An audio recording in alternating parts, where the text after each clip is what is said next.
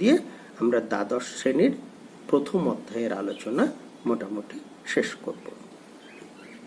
আসলে এই প্রশ্ন তোমাদের মধ্যেও মাঝে মাঝে দেখা দেয় যে এত আগের ঘটনা, কোন রাজা কি করেছিল না করেছিল, কবে কোন মানুষ এটা কিরকম কি করেছিল, সে পড়ে আমার এখন বর্তমানে কি হবে। আসলে এই প্রশ্নটা আজকের দিনে তোমাদের মধ্যে হামেশাই এটা দেখা দেয়, কিন্তু ধারণাটা চূড়ান্ত ভুল।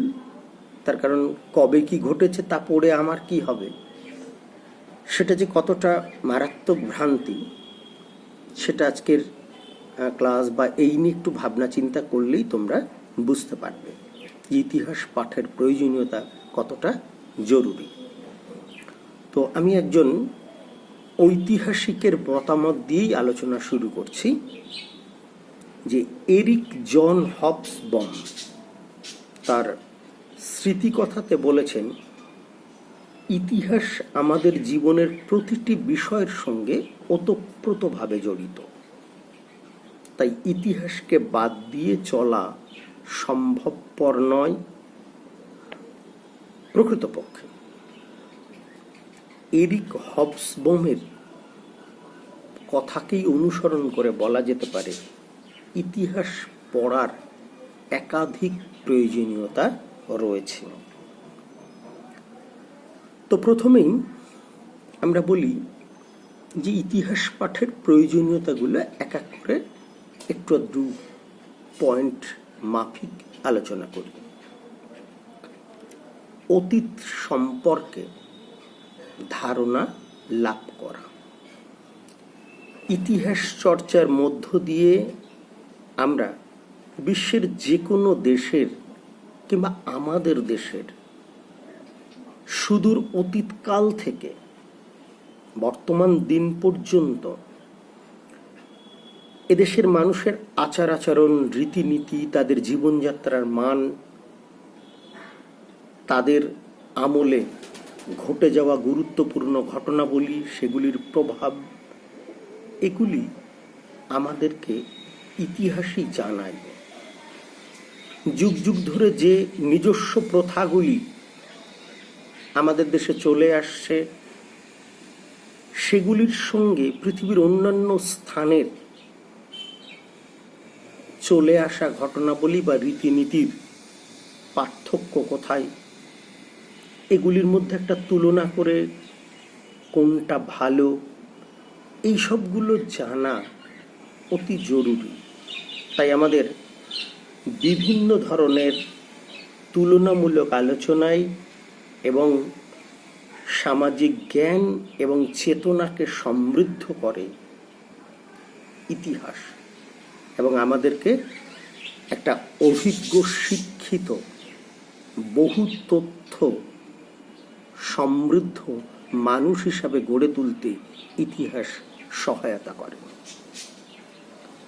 আরেকটা প্রয়োজনীয়তা কি না, আমরা যখনই দেখবে ব্যক্তি জীবনেও কোনো সমস্যায় পড়ি, তখন তার সমাধানের জন্যে হয়তো ঠিক তার পূর্বের বিভিন্ন ঘটনা বা দৃষ্টান্ত আমরা খুঁজতে শুরু করি, যে সংকটের সময় সেই সময়ে কি সিদ্ধান্তের দ্বারা তুমি পরিস্থিতির মোকাবিলা করেছিলে।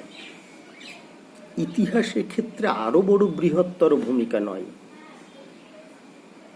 সেই ভূমিকাটা কি, যে দেশ বা কোনো রাষ্ট্রনেতা বা কোনো অঞ্চলের কোনো সমস্যা দেখা দিয়েছে, সেটা সমাধান করার ক্ষেত্রে আমরা অতীত ইতিহাসের আলোকে সেই বিষয়টার সমস্যা সমাধানের বা নিরসনের চেষ্টা করি। আসলে ইতিহাস থেকে আমরা অতীত সম্পর্কে যে শিক্ষা বা জ্ঞান লাভ করি, তার ভিত্তিতেই বর্তমান দিনের সমস্যাকে বোঝা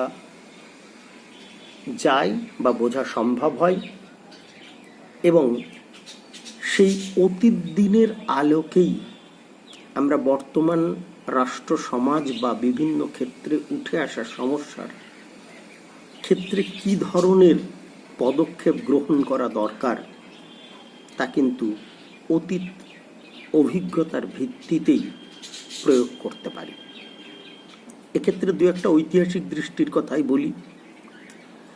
যেমন ঊনবিংশ শতকের ইংল্যান্ড তার দেশ পরিচালনার ক্ষেত্রে অনেকটাই গ্রিস এবং রোমের অতীত ইতিহাসের দ্বারা প্রভাবিত হয়েছিল।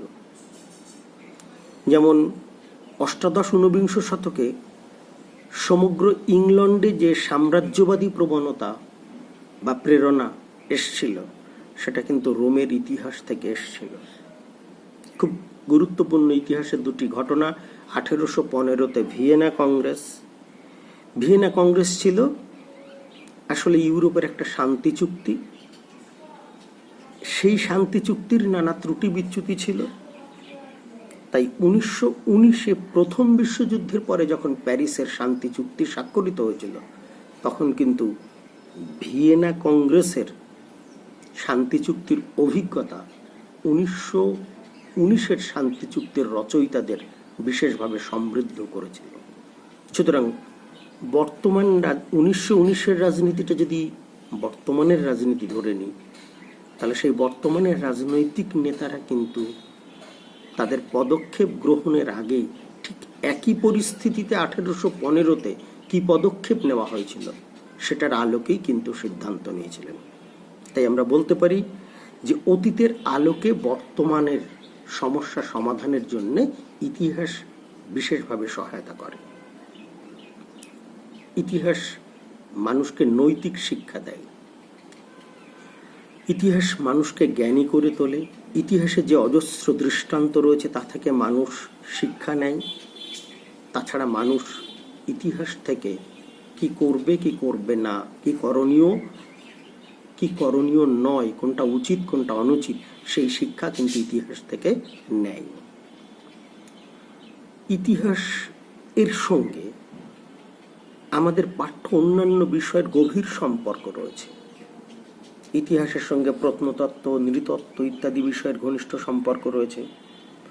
প্রত্নতাত্ত্বিক উপাদান ঐতিহাসিকরা এবং প্রত্নতাত্ত্বিকরা যৌথভাবে বিশ্লেষণ করে নতুন নতুন ক্ষেত্র বা দিগন্ত উন্মোচন করে। ইতিহাসের সঙ্গে সমাজবিজ্ঞানের এমন কোনো বিষয় নেই যার সঙ্গে সম্পর্ক নেই। তোমরা যখন এডুকেশন পড়ো, নানা রকম শিক্ষা তত্ত্ব, সেই শিক্ষা তত্ত্বগুলো গঠন করেছেন যে শিক্ষাবিদরা, তারা কিন্তু অতীত ইতিহাস থেকেই শিক্ষা সংক্রান্ত তত্ত্ব খাড়া করেছেন। স্বাভাবিকভাবেই ইতিহাস না পড়লে অন্যান্য বিষয়ের পাঠ অসম্পূর্ণ থেকে যায়। আবার ইতিহাসের সঙ্গে সাহিত্যের একটা গভীর সম্পর্ক রয়েছে। সাহিত্য চর্চার ক্ষেত্রে ইতিহাস প্রভাব ফেলে। ঐতিহাসিক ঘটনা ও বিষয়বস্তুকে ভিত্তি করে যে কোনো সাহিত্য রচিত হলে অনেক সময় সেটা কালজয়ী সাহিত্যে পরিণত হয়। আমাদের বাংলা সাহিত্যেও দেখা গেছে বঙ্কিমচন্দ্র বা শরদিন্দু বন্দ্যোপাধ্যায় অনেকেই ঐতিহাসিক বিভিন্ন উপন্যাস রচনা করেছেন, এবং সেই সমস্ত ঐতিহাসিক উপন্যাস কিন্তু আবার ইতিহাসবিদদেরও প্রভাবিত করে। তার কারণ ওই সাহিত্যিকের ঐতিহাসিক ঘটনাকে তার উপন্যাসের বিষয় করে তোলার ক্ষেত্রে যে দৃষ্টিভঙ্গি কাজ করেছিল, ঐতিহাসিকরা কিন্তু সেই দৃষ্টিভঙ্গির ভিত্তিতে ঐতিহাসিক কোনো ঘটনা নতুনভাবে বিচার বিশ্লেষণ করতে পারেন। তাই সাহিত্য এবং ইতিহাসের সঙ্গে গভীর সম্পর্ক রয়েছে এবং পরস্পরকে প্রভাবিত করে। বর্তমান সময়কে বুঝতে গেলে ইতিহাসের প্রয়োজনীয়তা রয়েছে। বর্তমান দিনে পৃথিবী অত্যন্ত দ্রুত সবকিছু পৃথিবীতে পরিবর্তন হচ্ছে। এই পরিবর্তনের বিভিন্ন দিকগুলি ঠিক কী কারণে, কী জন্য, এটা বুঝতে হয় কিন্তু অতীতের আলোকে। তাহলে আমাদের পক্ষে বর্তমানের পরিবর্তনগুলিকে সুস্পষ্টভাবে বোঝা সম্ভব হবে যদি আমরা অতীত বিষয়গুলিকে ঠিকঠাক জানি।